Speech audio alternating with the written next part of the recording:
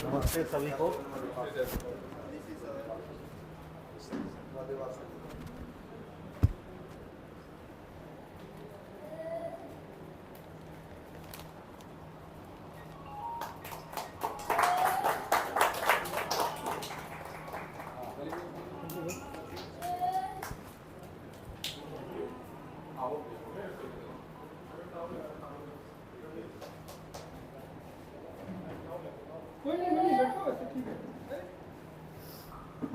जैसा कि नवीन सर ने बताया था कि सारे बच्चे जो है वो ऑटिज़म से ज़्यादा पीड़ित है, तो हम लोग तो एक ओवरव्यू बताते हैं पहले, उसके बाद आपकी जुड़ी हुई जितनी समस्याएं हैं उसके बारे में बताएंगे हम लोग। तो इसमें ऑटिज़म के लोग ज़्यादा है ना,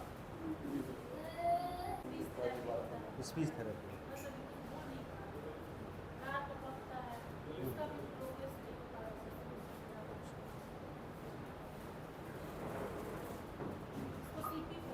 सीपी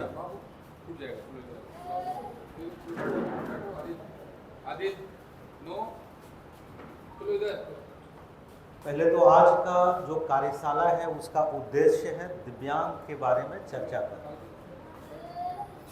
तो उसका दो मुख्य उद्देश्य है। पहला है कि उनका पुनर्वास कैसे हो, या जो बच्चे दिव्यांगता से पीड़ित हुए हैं उनके कारणों का पता लगाना, ताकि दूसरे बच्चे जब हों तो समाज में अवेयरनेस फैला सकें कि दूसरा बच्चा इस तरह से पीड़ित ना हो।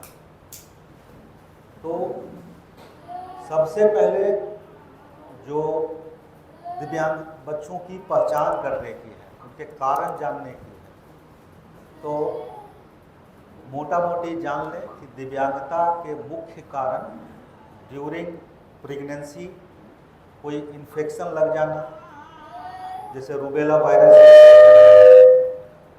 वायरस इन्फेक्शन है ना, साइटोमेगालो वायरस इन्फेक्शन है, माल न्यूट्रिशन का रहना, मतलब न्यूट्रिशन में कमी रहना, या जन्म के दौरान जो है बच्चे में लो बर्थ वेट हो जाना, बच्चा होने के बाद नहीं रोना, कम वजन के साथ जन्म लेना, और होने के बाद जॉन्डिस हो जाना, इसी तरह का संक्रमण हो जाना जैसे मेनिंजाइटिस वगैरह है, या सिर में चोट लग जाना, जेनेटिक कॉजेज भी है।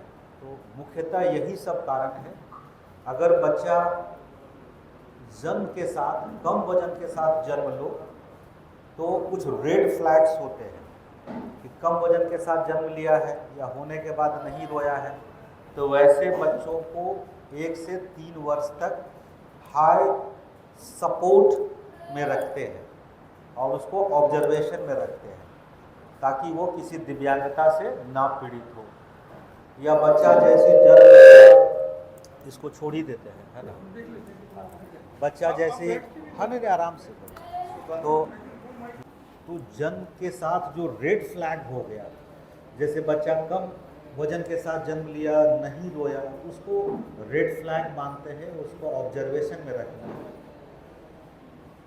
अगर मान लीजिए ये सब समस्याएं नहीं रही तो बच्चों का जो ग्रॉस मोटर स्केल होता है, कि जैसे 3 महीने में गर्दन का कंट्रोल आना, 6 महीने में बैठना, साल से 2 साल के बीच में बोलना, अगर ये सब चीज़ में देरी हो, डेवलपमेंटल डिले हो, तो उसको भी ऑब्जर्वेशन में रखते हैं।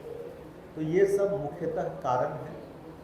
अब रहा पुनर्वास के लिए, पहचान के लिए, तो सबसे पहले यूनाइटेड नेशन ने इसकी पहचान करने की कुछ क्राइटेरिया बनाया था। बहुत पुरानी बात हो गई, हिस्ट्री में हम बात करें। फिर WHO ने दिव्यांग बच्चों के राइट के लिए अधिकार कानून 1980 में बनाया। फिर 2001 में भी कानून बनाया जिसमें क्लासिफिकेशन करने के लिए। भारत में भी पर्सन विद डिसेबिलिटी एक्ट 1995 बना, जिसमें दिव्यांग बनों की पहचान के लिए, उनके पुनर्वास के लिए, और जो डिसेबिलिटी आप कह रहे हैं दिव्यांगता, जैसे ऑटिज्म, सेरेब्रल पाल्सी, तो ऐसे बच्चे हाई नीड सपोर्ट डिसेबिलिटी के अंतर्गत आते हैं। हाई नीड सपोर्ट डिसेबिलिटी में autism, cerebral palsy, multiple disabilities और इंटेलेक्चुअल डिसेबिलिटी, ऑटिज्म वगैरह है। तो ये 1999 में नेशनल ट्रस्ट एक कानून बना जो बच्चे हाई नीड सपोर्ट डिसेबिलिटी के। अभी 2016 में एक अलग कानून बना है जिसको RPWD एक्ट 2016 कहते हैं, 16। उसमें 21 तरह की दिव्यांगता के कैटेगरी में रखा गया है, 21 टाइप्स। तो ये कानून बनाने का पहले क्या था कि जो कानून बना था उसमें दिव्यांगजनों की सिर्फ पहचान के लिए, और उसका मोड ऑफ कंडक्ट क्या होता था, सिर्फ चैरिटी करना, उसके मेडिकल का बारे में सोचते थे। लेकिन जब से 2016 का कानून बना है तो उसका पुनर्वास भी, उसका एक्सेसिबिलिटी पर भी जोर दिया गया है, उसके समाज में जॉब करने लायक बनाना, इक्वल राइट्स का दर्जा दिलाना, बिना किसी डिस्क्रिमिनेशन का, भेदभाव का। तो ये मुख्य बिंदुओं को ध्यान में रखते हुए भारत सरकार ने 2016 में ये कानून बनाया है। राइट टू एजुकेशन का भी उसके तहत है। तो अब हम आपसे जुड़ी हुई बातें करेंगे सेरेब्रल पाल्सी की और ऑटिज्म की। तो चूँकि सीपी का बच्चा है सामने, करने दीजिए, कुछ छोड़ दीजिए इसको, छोड़ दीजिए इसको, छोड़ दीजिए। तो सेरेब्रल पाल्सी हम जानते हैं कि ब्रॉड स्पेक्ट्रम मोटर डिसेबिलिटी है जो ब्रेन डैमेज होने की वजह से जन्म से ही होता है। तो इसमें बच्चे हाई नीड सपोर्ट डिसेबिलिटी के हैं। तो इसमें क्या होता है, मुख्य रोग कि इसका कौन सा टाइप का सीपी है। जैसे आपकी बच्ची जो है वो लग रहा है एटेक्सिक टाइप ऑफ सेरेब्रल पाल्सी है। इसमें बाइलेंस का इशू है, बाइलेंस का इशू है, इंटेलेक्चुअल डिसेबिलिटी है, इसमें स्पीच का इशू है। तो ये एटेक्सिक टाइप का सेरेब्रल पाल्सी है। तो सेरेब्रल पाल्सी के बच्चों को भी पुनर्वास किया जा सकता है, राइट टू एजुकेशन दिया जा सकता है। एक मुख्य बात है, आप छोड़ दीजिए मैडम, बच्चों को छोड़ दीजिए, एकदम छोड़, दरवाज़ा बंद कर दीजिए, बाहर नहीं जाएगा। तो सेरेब्रल पाल्सी में क्या है कि उसमें बच्चों को अगर हम दूसरे बच्चों के साथ अगर तुलना करते हैं कि हमारा बच्चा और बच्चों जैसा हो जाए, सबसे बड़ी गलती वहीं से होती है। हम बच्चों को स्पेशल रूप से देखेंगे, उसको जो आवश्यकता होगा एक ऑर्गेनाइज टीचिंग मेथड से पढ़ाएंगे, उसकी जो क्षमता है उसके हिसाब से हम उसको तैयार करेंगे। जैसे हमारे ही यहाँ एक सेरेब्रल पाल्सी की बच्ची है, उसकी माता, जैसे हम एक बात बताते हैं सबके लिए वही चीज़ है, हमको लगता है सब उसी पीड़ा से पीड़ित होंगे। माँ बाप क्या करते हैं, यहाँ से भेलोर जाना है तो यहाँ से दिल्ली एम्स दिखाएंगे, जिसका बच्चा जो पीड़ित रहता है, जो बोलता है लोग वहाँ जाते हैं और इलाज कराते हैं, निष्कर्ष कुछ नहीं मिलता है क्योंकि हम उसके इलाज की तरफ जा रहे हैं, जबकि इसका इलाज नहीं है, इसको पुनर्वास की ज़रूरत है, इसको एक विशेष शिक्षा की ज़रूरत है। अगर चलने फिरने में समस्या है तो हम फिजियोथेरेपी रिहेबिलिटेशन से, बोलने की समस्या है तो स्पीच थेरेपी से, ऑक्यूपेशनल थेरेपी से, साइकोलॉजिस्ट से, एक टीम एफर्ट से पुनर्वास कर सकते हैं। एक माता जी ऐसे ही एक बच्ची के साथ 14 वर्षों से परेशान थे। हम लोग के यहाँ ही हम लोग एक डिज़ाइन रिहेबिलिटेशन प्रोग्राम किया, अवेयर किए, उसमें क्या क्या चीज़ें आती है वो सब बताएंगे। 2-3 साल के पुनर्वास में वो बच्ची पैरालंपिक्स में, नेशनल पैरालंपिक्स में 3 गोल्ड मेडल जीती। अब उसका क्या क्या है कि जैसे पहले रिजर्वेशन 3% था, भारत सरकार ने उसका रिजर्वेशन जॉब में आरक्षण 4% किया। अब आप सोचेंगे कि हमारा बच्चा कैसे कंप्लीट करेगा, क्योंकि दिव्यांगता का सर्टिफिकेट लोग बना के हियरिंग इम्पेयरमेंट का या जैसे पैराप्लीजिया का, लोकोमोटर डिसेबिलिटी बना के उसका लाभ लेते थे। हाई नीड सपोर्ट डिसेबिलिटी के लिए भी उसमें आरक्षण है।